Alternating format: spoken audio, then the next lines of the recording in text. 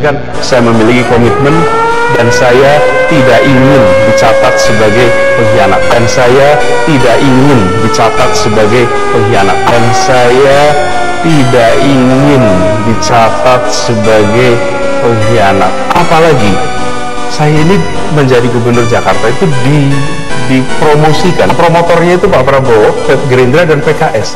Promotornya itu Pak Prabowo, Gerindra dan PKS. Promotornya itu Pak Prabowo, Gerindra dan PKS. Pak Prabowo memang akan menjadi calon presiden.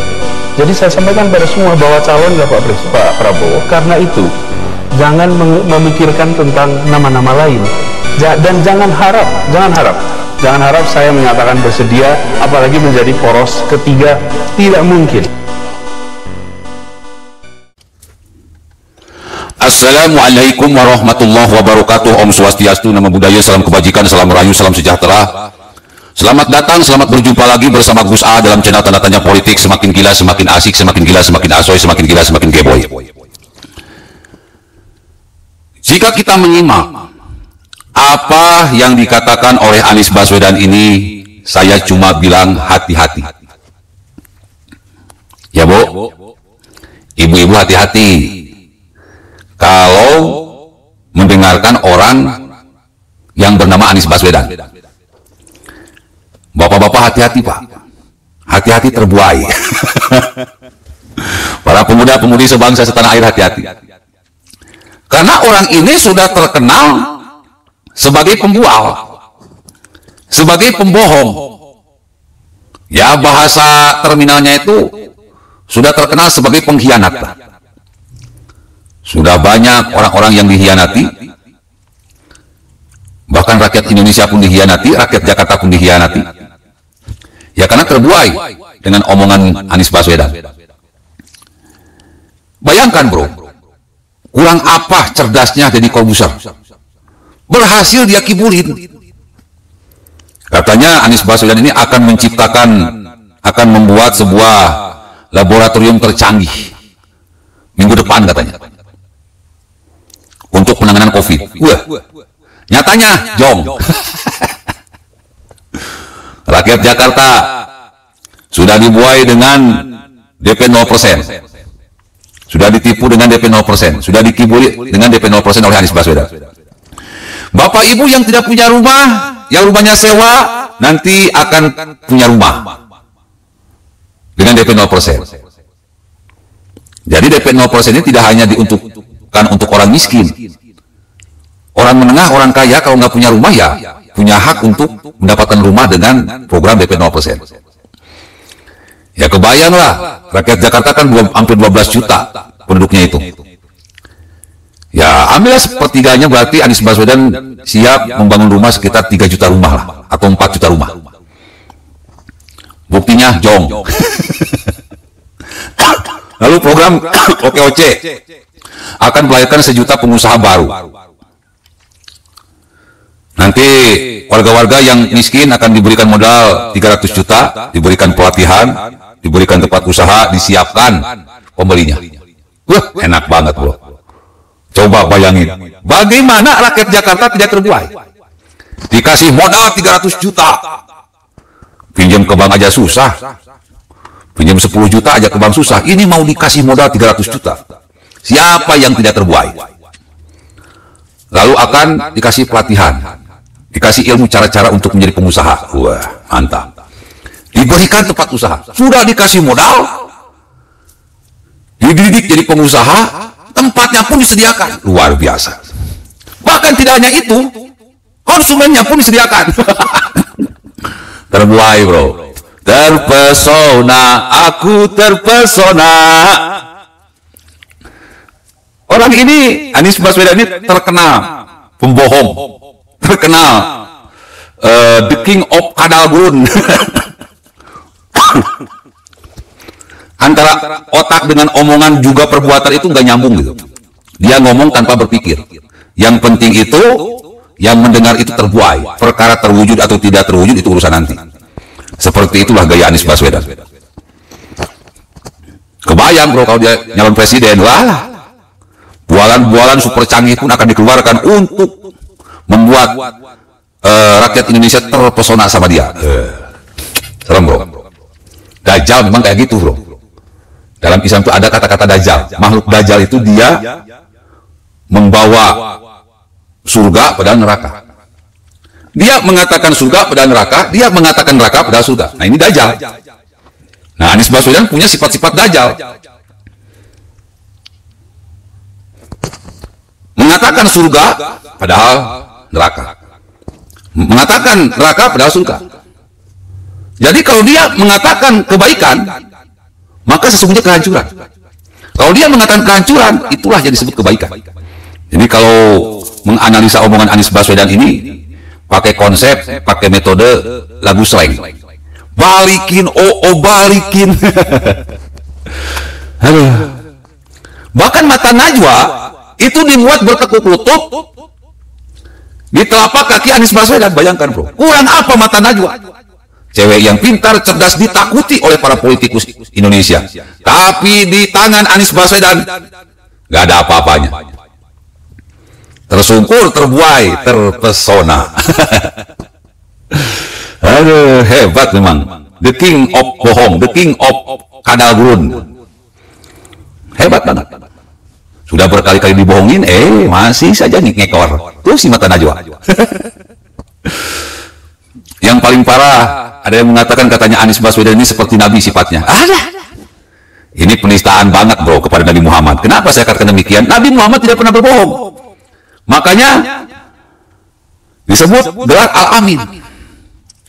Kalau Anies Baswedan itu hampir tiap detik itu berbohong. Membuat orang terpesona. Realitanya nol besar. Yang paling mengerikan itu banyak orang yang terbuai dengan omongannya dan dia dijadikan tumbal atas setiap ambisi-ambisinya. Ya contohlah DP 0% terjerat korupsi. Anak buahnya banyak yang dijadikan tumbal, ditangkap oleh KPK. Dia sendiri, si Anies Baswedan, nggak tersentuh hukum. Artinya kenapa? Banyak anak buahnya yang terbuai dan dijadikan tumbal oleh Anies Baswedan. Kalau terbuai saja masih mending, ini dijadiin tumbal. Mudah-mudahan rakyat Indonesia cerdas ini. Hati-hati. Jangan terbuai oleh manusia yang bernama Anies Baswedan. Dari video barusan ada 3 poin yang harus kita antisipasi.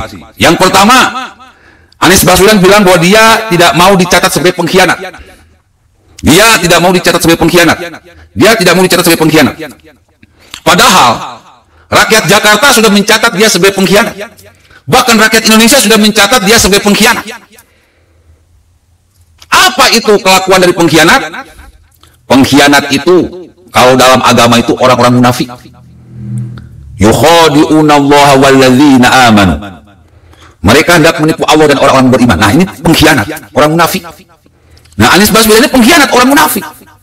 Maka kata Allah, innal munafiqina yukhadi'un. Innal munafiqina Allah wa huwa khadi'un. Sesungguhnya orang-orang munafik hendak menipu Allah. Allah balas tipuan mereka. Jadi kalau saat ini dan kemarin-kemarin dia menipu bawahannya sehingga terbuai dengan omongannya. Dia menipu teman-temannya sehingga terbuai oleh omongannya. Dia menipu rakyat Jakarta sehingga terbuai dengan omongannya. Dia menipu Deddy Corbuzier sehingga terbuai dengan omongannya. Dia menipu Mata Najwa sehingga terbuai dengan omongannya. Bahkan dia menipu rakyat Indonesia sehingga terbuai dengan omongannya. Kata Allah, Allah yang akan balas tipuan Anies Baswedan ini. Faman ya'mal mithqala dzarratin khairan yarah wa man ya'mal mithqala dzarratin syarran yarah. Orang yang baik akan dimuliakan, orang yang jahat seperti Anies Baswedan akan dihinakan. Ada sunatullah, ada aturan yang berlaku. Mereka atau dia Anies Baswedan boleh berhasil menipu rakyat Jakarta, boleh berhasil menipu rakyat Indonesia, boleh berhasil menipu Deddy Corbuzier, boleh berhasil menipu Jokowi, boleh berhasil menipu Mata Najwa. Tetapi dia tidak akan berhasil menipu Allah. Laknatullah 'alal dzalimin. Allah melaknat orang-orang yang jahat. Jadi dia ini katanya tidak akan menjadi pengkhianat, tidak mau dicatat sebagai pengkhianat. Padahal rekam jejaknya dia adalah the king of pengkhianat. Rajanya pengkhianat, rajanya kadal gurun. Jadi kalau Anies Baswedan ngomong sekali lagi pakai metode slang, balikin balikin. Yang kedua dia mengatakan bahwa Prabowo, PKS, Gerindra adalah promotor dirinya. Jadi dia ini mau cuci bersih, cuci tangan. Kejahatan-kejahatan yang sudah dia lakukan, baik di Pilkada DKI maupun ketika dia mimpin DKI, itu ada peran dari Prabowo, Gerindra, PKS. Artinya dia seolah mengatakan bahwa dia melakukan kejahatan ini tidak berdiri sendiri. Dia jual ayat, jual mayat, memfitnah Ahok dengan isu penistaan agama, lalu menggulingkan Ahok dengan cara-cara biadab, kurang ajar, bajingan, mengancam para pemilih Ahok, bahkan sampai memenjarakan Ahok. Itu ada campur tangan dari Prabowo, Gerindra, PKS. Dia tidak berdiri sendiri. Dia didukung oleh banyak orang. Bahkan kita bisa mengira tidak hanya Prabowo, PKS, dan Gerindra. Amin Rais ikut juga. Cikeas, Cendana, Kala, Bakri, itu ada di belakang Anies Baswedan. Makanya kuat, kokoh, karena pendukungnya banyak. Nah, jadi yang kemarin bilang, tolong dong sebutin siapa yang ada di belakang Anies Baswedan. No. Oleh Anies Baswedan sendiri sudah disebutin. Siapa yang ada di belakang Anies Baswedan.